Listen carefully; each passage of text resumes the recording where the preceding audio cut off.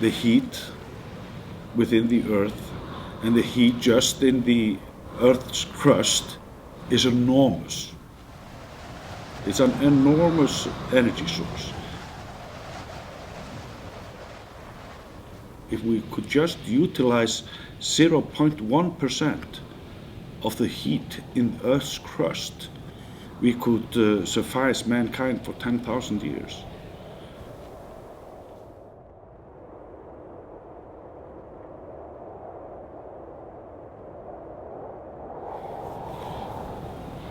What we've learned here in Iceland is that the geothermal resource is very valuable, and it's very useful, it's very economic, and it's environmentally friendly.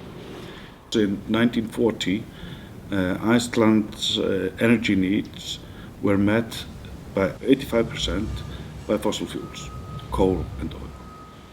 Now, decades later, when we are using much more energy, the picture is upside down. There's 85% green energy and 15% fossil fuels.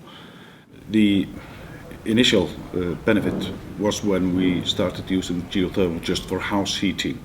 It was far cheaper than for the average person to heat their home with geothermal than with coal, which was later superseded by oil.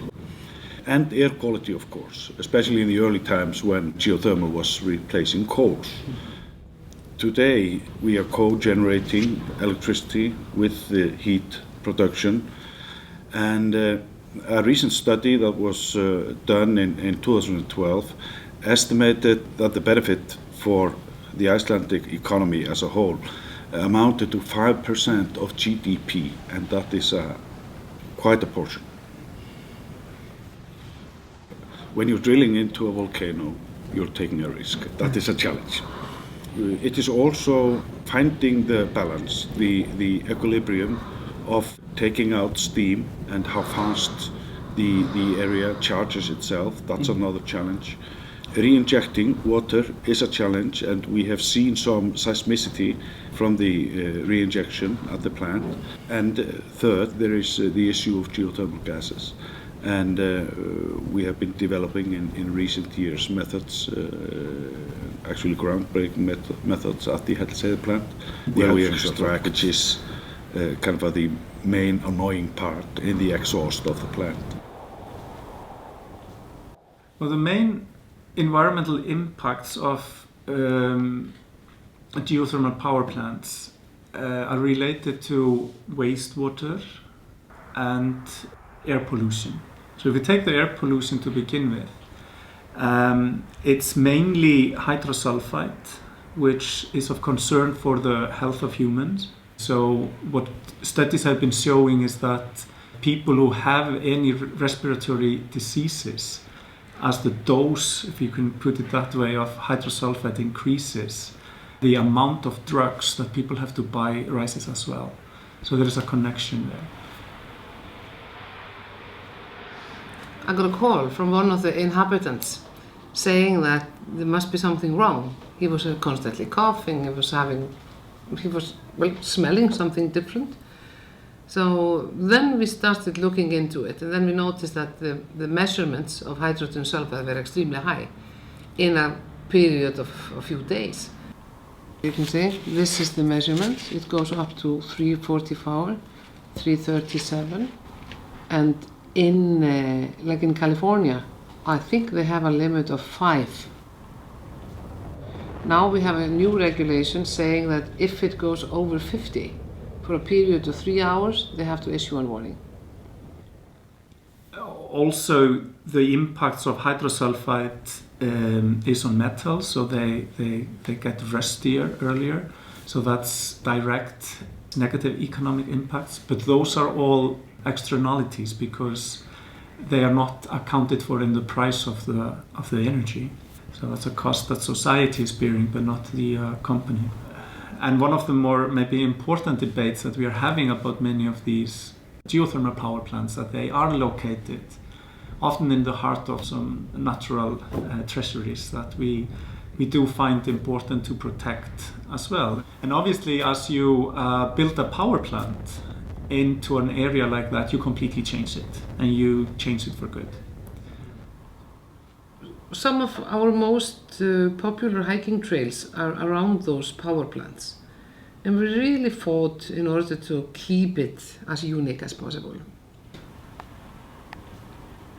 One of the permits they had to fulfill before building the geothermal plant was to re-inject the excess geothermal fluids. So they have they drilled some boreholes up on the mountain and re-injected the water. They started doing that in, I think it was in the year 2011 rather than 2012. And immediately we started noticing very strange earthquakes. And in a period of 3 weeks, I think it was 3 weeks, then we had 1,000 to 1,200 earthquakes that we could feel here in Hveragerði. And some of them were as big as 4.2 on Richter scale. And that is quite big. You can, they make you scared. So the inhabitants were furious because it was so obvious that something was happening at the geothermal plant, even if they tried denying it to begin with. Because every single one of those earthquakes originated from the same spot. And earthquakes do not behave like that. Usually earthquakes, they originate on a line, on a crack or on a fissure, so they are a longer area or a bigger area. We are on a highly active volcanic area. So we are used to earthquakes, and but those were different. So there was a huge meeting. The inhabitants, as I said, were furious, so we had a meeting here in town. 400 people showed up, plus scientists and people from the power plant. So they admitted that the earthquakes were caused or induced by the injection. What made us so angry was nobody told us this would happen. They had so big files on all the possible effects this power plant would have on the surrounding area. Not a single line in it says that re-injecting wastewater might cause earthquakes. So we kind of felt betrayed. Then, well, after a while, of course, they stopped re-injecting and the earthquakes stopped. But then, of course, they have to do this. This is part of the permission to have the power plant, so that started again. And now they are re-injecting wastewater, but they know how to do it. So the key is to have a constant flow of the same temperature water in the boreholes. And if they can do that, then the rocks surrounding the holes, they behave. Now with the wastewater, that's a little bit more complicated, but there are many ways of trying to get rid of that wastewater.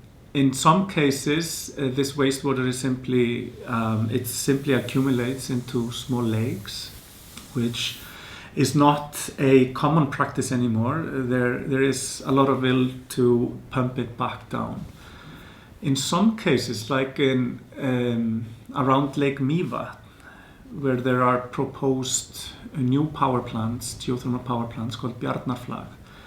One of the main uncertainties about the impacts of that power plant are related not to the wastewater treatment itself, but related to the impact of utilizing the resource on the natural flow of geothermal water into the Lake Mývatn.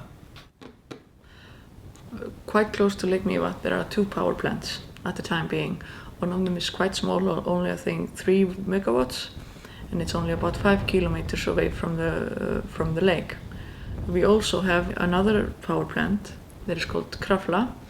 That one is about 10-15 kilometers away from the lake.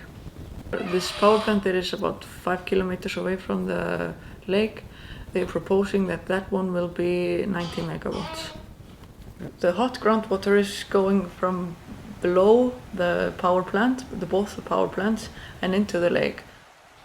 And that natural flow carries all kinds of substances that are at the bottom of the food chain in the lake ecosystem.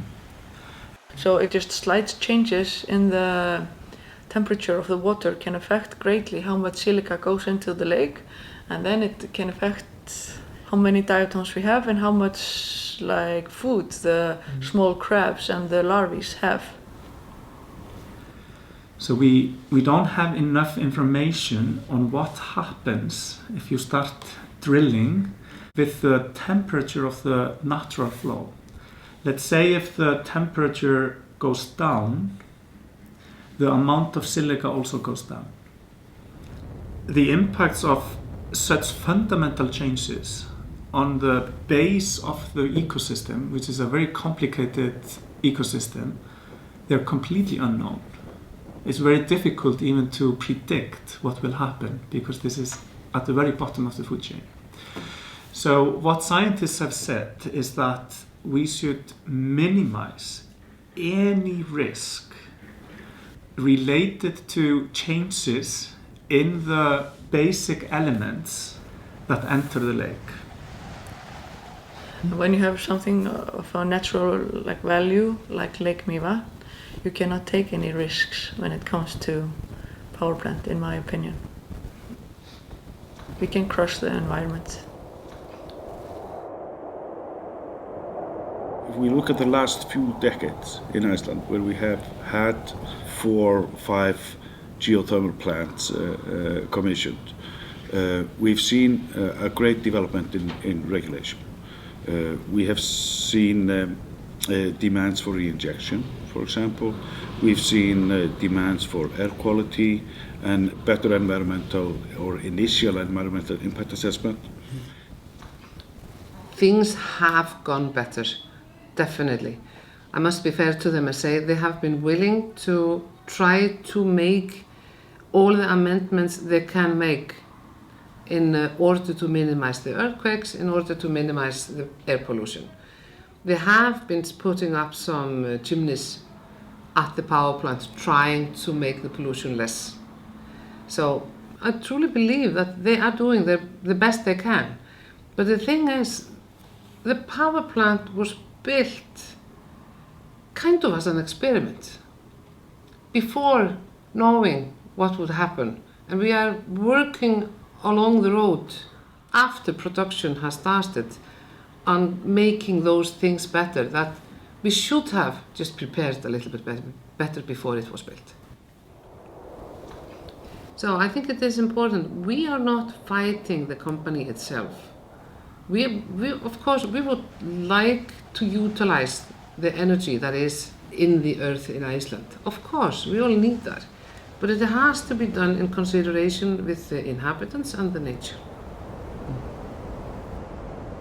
Because most of the companies that are utilizing geothermal are publicly owned and are mainly kind of an open source in way of presenting their problems, their research and solutions to problems, I think that the learning phase is faster than in many other places or many other industries. So I see geothermal in Iceland kind of a gradually meeting increased demands, just public demands, not necessarily regulatory demands.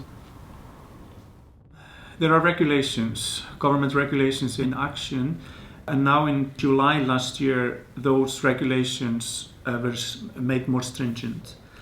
So that meant that, for example, the Reykjavik Energy company who runs the Hellisheiði power plant,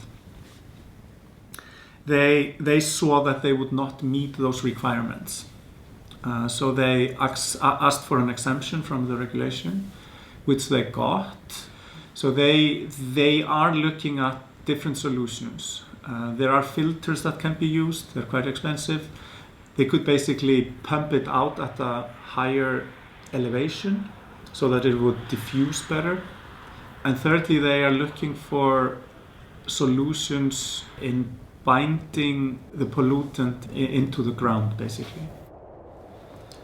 But I think generally, since we're talking about geothermal energy, and this is one of the things that we have emphasized here at Landvernd, is that we should put on halt to geothermal energy utilization in the country until we know more about the health effects, when we know more about how we're going to deal with the wastewater.